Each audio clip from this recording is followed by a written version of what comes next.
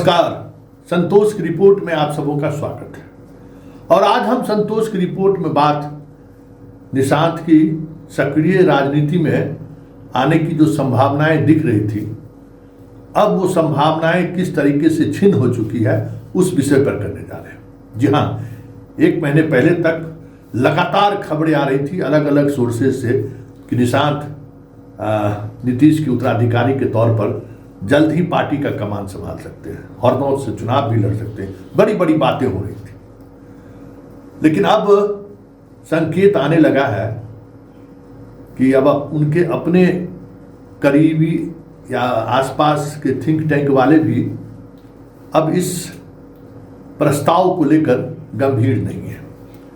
मतलब अब निशांत राजनीति में आए, नीतीश का उत्तराधिकारी बने, इसको लेकर वो ग्रुप, नीतीश के साथ रहने वाले वो ग्रुप जो काफी सक्रिय थे, अब उस ग्रुप में ही टूट होता हुआ दिख रहा है। आखिर उस टूटन की वजह क्या है, या फिर ऐसी कौन सी सियासत हुई कि ये चाहने वाले लोग भी अपने आप को वापस करने लगे हैं, मतलब बैक होने लगे हैं। तो जरा मनीष वर्मा के एक भाषण का क्लिप सुनिए। मनीष वर्मा कौन है कहने की जरूरत नहीं है। मनीष वर्मा सियासत में क्यों आए यह भी कहने की जरूरत नहीं है, और मनीष वर्मा के सियासत में आने का मतलब क्या है यह भी कहने की जरूरत नहीं है। मतलब नीतीश कुमार के आसपास की जो सियासत है, कास्ट की जो पॉलिटिक्स है या पिछड़ों की जो पॉलिटिक्स है, कहीं कहीं मनीष वर्मा उस पॉलिटिक्स को रिप्रेजेंट कर रहे थे।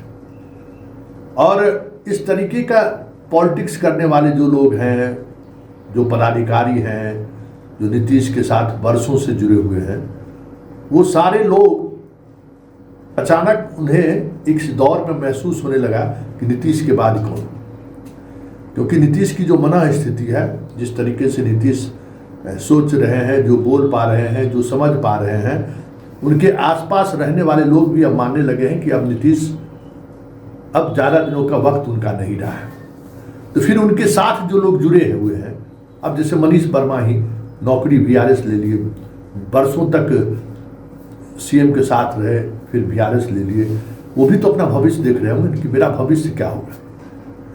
वैसे जितने पदाधिकारी उनके साथ हैं, वो भी कहीं न कहीं अपने भविष्य की चिंता उन्हें सता रहा होगा कि नीतीश के जाने के बाद जो खास गांधी ऐसे जो लोग हैं, क्या कहते हैं, अग्रवाल जायसवाल जैसे लोग हैं जो नीतीश के ही कृपा पर हैं, वो लोग भी सोच रहे होंगे कि नीतीश के बाद कौन।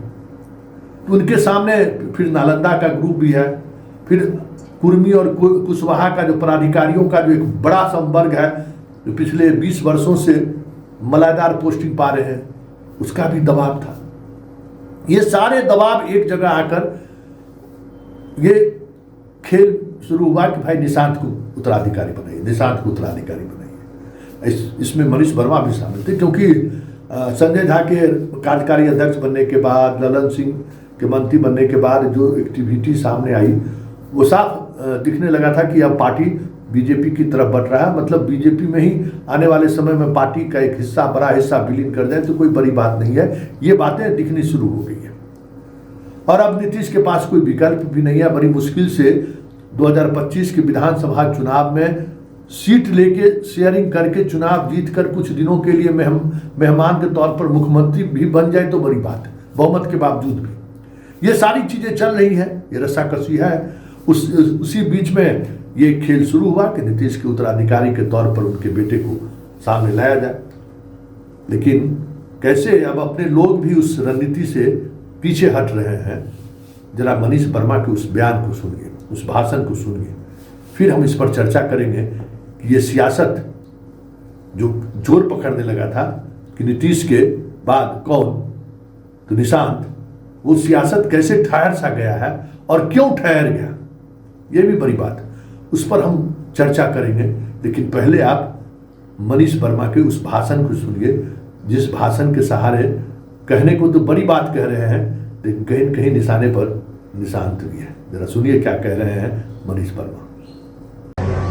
भारत में कई समाजवादी हुए, लेकिन सब लोगों का समाजवाद एक प्रकार से कुछ परिवारवाद में बदल गया, जातिवाद में बदल गया।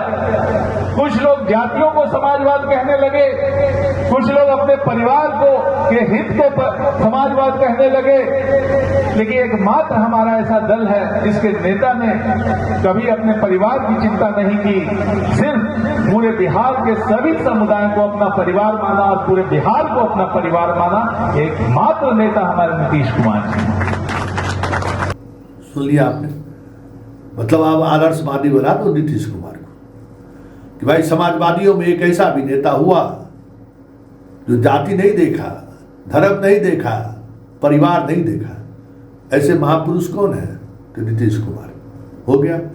मतलब एक 30 सेकंड के क्लिप में ही मनीष वर्मा ने उस पूरे मुहिम की हवा निकाल दी, जिस मुहिम के सहारे 2025 के बाद की राजनीति साधने की तैयारी नीतीश कुमार के आसपास रहने वाले लोग, इस पृष्ठभूमि को तैयार करने वाले लोग, सब जो इस तरीके के लोग थे, उनको मनीष वर्मा के इस भाषण से समझ में आ गया होगा कि अब चीजें कहां बढ़ चढ़ी है। क्योंकि बीजेपी भी क्यों स्वीकार करेगा? बात समझिए, एक तो नीतीश को स्वीकार किया ही, अब नीतीश के बेटा को भी क्यों स्वीकार करे? तो वो जो खेल बीजेपी के अंदर से भी खेल हुआ, तो आप देखे होंगे कि इस मुद्दे को लेकर कभी भी न संजय झा खुलकर बोले, न ललन सिंह बोले, न विजय चौधरी, कोई अपना, न अशोक चौधरी, किसी ने भी निशांत के राजनीति में आने का स्वागत किया वैसा नहीं, श्रवण कुमार तक नहीं किया। क्योंकि ये सारे लोग ऐसे हैं जिनकी अपनी सियासत भी है। अब वो निशांत को लीडरशिप क्यों स्वीकार करेगा?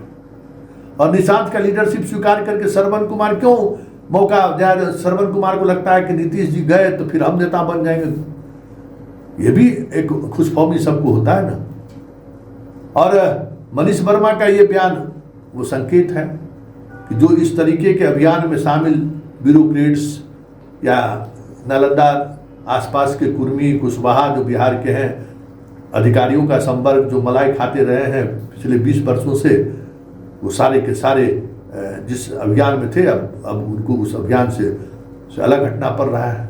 बीजेपी ने भी साथ नहीं दिया, और बीजेपी जिस तरीके की राजनीति जदयू के अंदर कर दिया, ये आवाज़ उठाने वाले लोग भले संजय झा और ललन सिंह, अशोक चौधरी और विजय चौधरी को टारगेट ले रहे हो, लेकिन अब उनके पास कोई सियासत का ककारा भी नहीं रहा जिसके सहारे इन लोगों को घेर सके, क्योंकि बात बहुत दूर तक चली गई है। ऐसे में मनीष वर्मा का जो ये बयान है ना, या ये भाषण है, संकेत है कि आने वाले समय में नीतीश जहां खड़े होंगे, उनके आसपास निशांत छोड़कर कोई दूसरा दूर दूर तक खड़े नहीं दिखे तो कोई बड़ी बात नहीं है।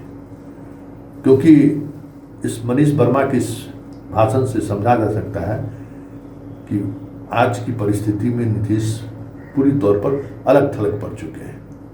अब उनकी राजनीति में कुछ चीज़ें नहीं बची हैं, कुछ भी नहीं बचा है। अब उनके पास तर्कस में ऐसा कोई तीर भी नहीं बचा है जिसकी चमक देखकर पार्टी और संगठन के लोग, विधायक, एमपी उनके आसपास मंडराते रहे। ऐसे में देखना दिलचस्प होगा कि नीतीश कुमार की विदाई शरद यादव की तरह होती है या जॉर्ज फर्नांडिस की तरह।